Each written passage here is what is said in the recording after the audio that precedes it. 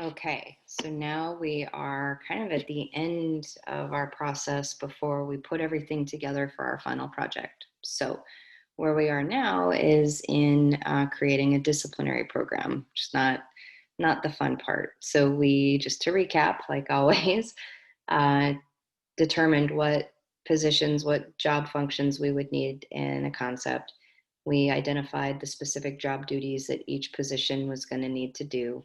We then expanded on the job duties and determined what qualifications would be necessary in order to perform those job duties, really digging in on what bona fide occupational qualifications are, and making sure that you're not running afoul of any equal opportunity laws in drafting job descriptions.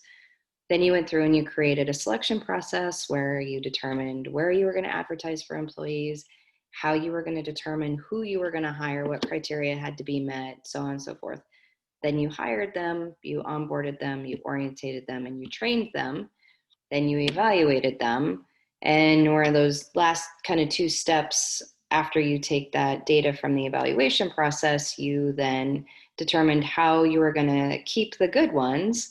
Now we're going to talk about how you get rid of the bad ones or the ones that aren't a good fit or they're just falling short of the mark. So it's a lot more difficult to get rid of employees or to come up with methods on how to terminate employees where you can really minimize your risk of lawsuits.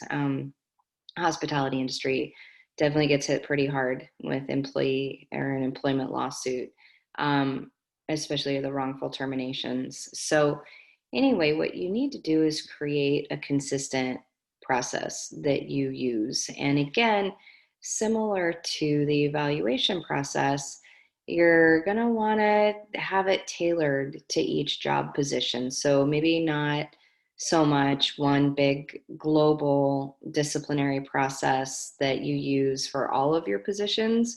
You might need to make that a little bit more specific, if not to each position, certainly maybe in the department. So, you've probably heard, oh, you have to write an employee up 3 times before you can terminate them. That's not a have to. There's no law that says you absolutely have to write up, uh, an employee 3 times for one violation before you can hire them. And that's only after you've done one verbal warning. There's no law that says you have to do that. The law is that you can't discriminate against employees and you can't have any appearance of discriminating against employees. That's the law. The recommendation is that you have all of these written warnings so that then later, if the employee tries to sue you, you have that you can produce in discovery. Where you said, hey, look, we hired this employee because they were late all the time. We had a verbal warning that we documented in their file. We have that written down, that even though it was just a verbal, we still recorded it and put it away in the employee file and made note.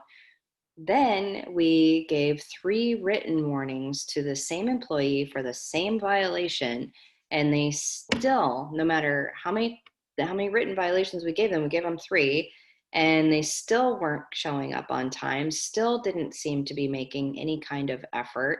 And in our written warnings or written, yeah, I guess written warnings.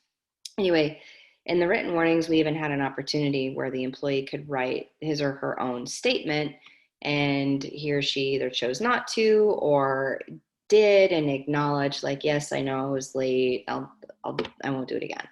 And then, subsequently has come late again. And so now we're just at that point where it's time to terminate.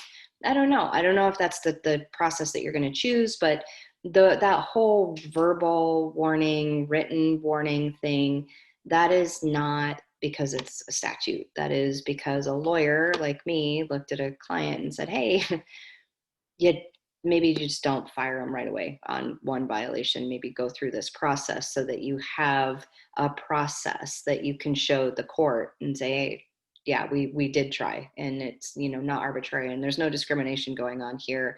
In fact, we have this policy because we created a disciplinary process across the board for anybody in this job position that upon X amount of warnings, verbal, written, whatever, that our standard practice is to terminate employees. And we consistently do terminate employees when they reach that point.